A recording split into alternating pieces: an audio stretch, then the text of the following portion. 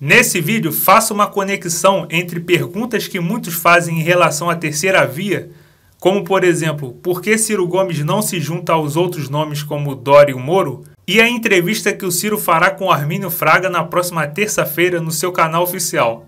Peço para não se esquecerem de dar like no vídeo, caso gostem do conteúdo, e para comentar alguma coisa, porque isso ajuda o vídeo e o canal a serem assistidos por mais pessoas. Vamos ao vídeo. Governador, nesse xadrez da terceira via, e que o nome do senhor está disputando como uma terceira via mais à esquerda, digamos assim, ganhou um nome de reforço que foi o do ex-juiz da Lava Jato, ex-ministro do governo Bolsonaro, Sérgio Moro.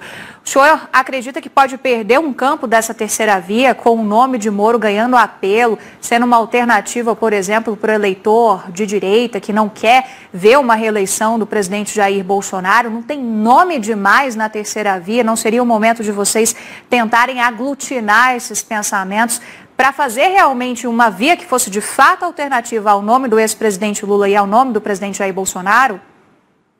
Isabel, eu tenho para mim, com muita humildade, que a imprensa age apressadamente em reduzir a um nome, terceira via, coisas que não são iguais, são profundamente diferentes, tanto no olhar sobre o passado, a história de cada um de nós, quanto especialmente sobre o que nós propomos para o Brasil, para o futuro. Eu não tenho nada a ver com essas viúvas do Bolsonaro. Se você olhar, o Sérgio Moro é um juiz politiqueiro que botou um político na cadeia e depois foi ser ministro do outro político que se elegeu porque ele tirou os direitos políticos do outro.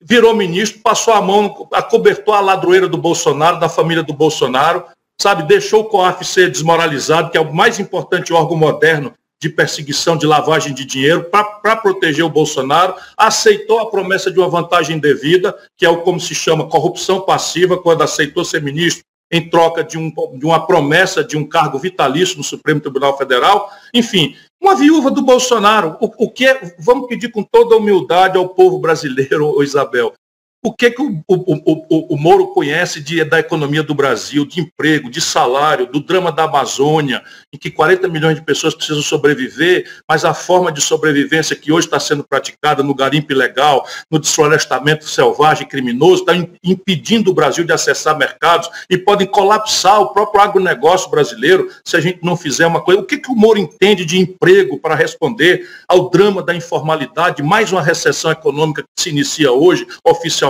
no Brasil? O que ele sabe da educação do nosso povo? Que experiência ele tem para nos dizer como melhorar a saúde pública num país em que mais de 2 milhões de mulheres fizeram exame de mama, detectaram na mamografia um nódulo e precisam fazer uma microcirurgia para fazer a punção e saber se esse nódulo é benigno ou maligno, e que estão esperando um ano e meio. E esse ano e meio é uma verdadeira sentença de morte para uma mulher que, tendo um câncer detectado precocemente, será 100% curada, mas deixando 1 ano e meio esse câncer prosperar, ela vai morrer.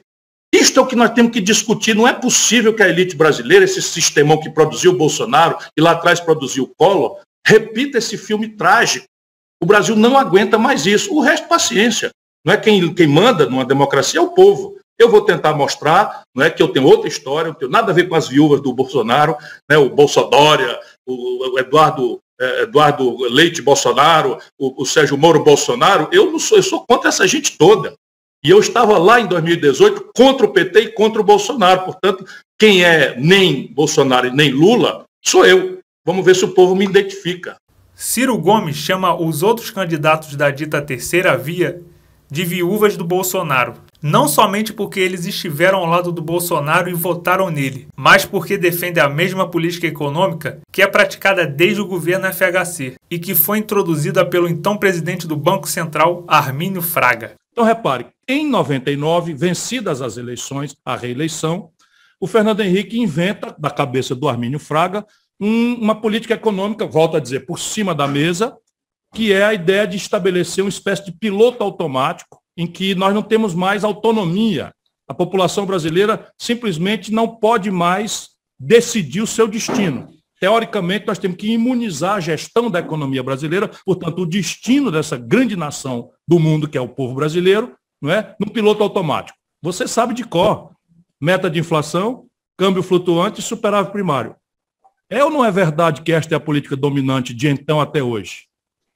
Percebe? É uma coisa tão simples de ser entendida, aí fica uma barulheira, uma gritaria, sabe, um insulto, a agressão. Eu não estou querendo brigar com ninguém. Não quero brigar com ninguém, eu quero apenas, pelo amor de Deus, que quem não gosta de mim, ouça o que eu estou falando e pense com a sua própria cabeça. É só isso. Se você mantiver esse conjunto de coisas, aí depois você tem por baixo do pano, que é o mais grave. Porque o neoliberalismo, como teoria, está desmoralizado no mundo inteiro. A minha solidão acabou. Eu escrevi um libelo contra o neoliberalismo em 1995, não é? Chama O Próximo Passo, uma alternativa prática ao neoliberalismo, isso ainda está aí na internet para quem quiser conhecer.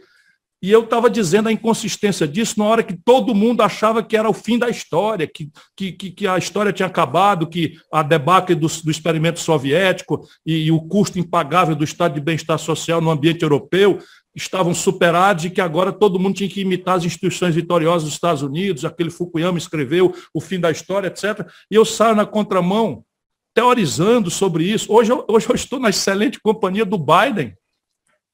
Não é possível que as pessoas não percebam com clareza, não é? Eu estou na saudável companhia do ministro conservador, do Partido Conservador Britânico, que acaba de criar um banco público estatal para financiar a infraestrutura no Reino Unido, onde praticamente a infraestrutura está toda pronta, o que definitivamente nunca foi o caso brasileiro.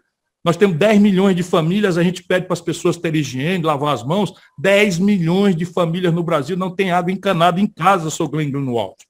10 milhões de pessoas não podem lavar as mãos porque não tem água encanada em casa. Sabe, mais de 30 milhões de pessoas não têm um teto decente para morar.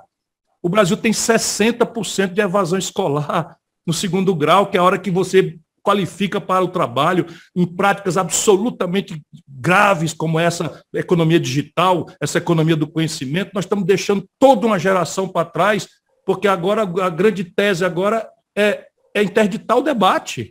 Qual é o projeto? A ideia simplesmente é ter projeto. Essa mesma política econômica que nos levou a 10 anos de economia estagnada, com desemprego e inflação. É por isso que é incompatível uma aliança do Ciro com as ditas viúvas do Bolsonaro, entre aspas. O que bota uma nação para frente é o trabalho decentemente remunerado. E só existe trabalho na quantidade necessária se o país voltar a crescer. E nós temos 10 anos de estagnação econômica. 6 dirigidos pelo Lula e pelo PT, 2 do Michel Temer, que o Lula irresponsavelmente nessa politicagem sem reserva e sem limite botou na linha de sucessão do Brasil, e eu denunciei na época, e 2 de Bolsonaro. Agora nós vamos entrar num outro ano. Então, retomar o desenvolvimento, focar na estratégia do crescimento econômico é o foco do meu projeto. Entretanto, um país que tem 130 milhões de pessoas comendo precariamente, entre as quais 1 de cada 4 crianças, Isabel, 1 de cada 4 crianças brasileiras não fazem hoje as 3 refeições do dia. Estão comprometendo o desenvolvimento psicofísico na hora da construção da sua engenharia de cérebro. Portanto, nós temos que ter uma política de renda mínima que não pode mais ser essa política eleitoreira. Então é preciso criar um programa de renda mínima de cidadania. No meu programa, esse tem o nome Renda Mínima de Cidadania, Eduardo Suplicy, porque é o brasileiro que mais obsessivamente tem lutado, dedicou a sua vida para construir isso. E quando eu menciono o nome dele, eu dou um lugar no Google para todo mundo pesquisar a diferença entre uma política de dia a dia, como é o Bolsa Família, que depende do governante do dia, e uma política constitucional de renda mínima de cidadania, com fontes estáveis e perenes de financiamento, independentemente do Chico, do Manel, do Partido Encarnado ou do Partido Verde. E isso, a fonte de financiamento, é basicamente aquilo que a humanidade que faz direito faz.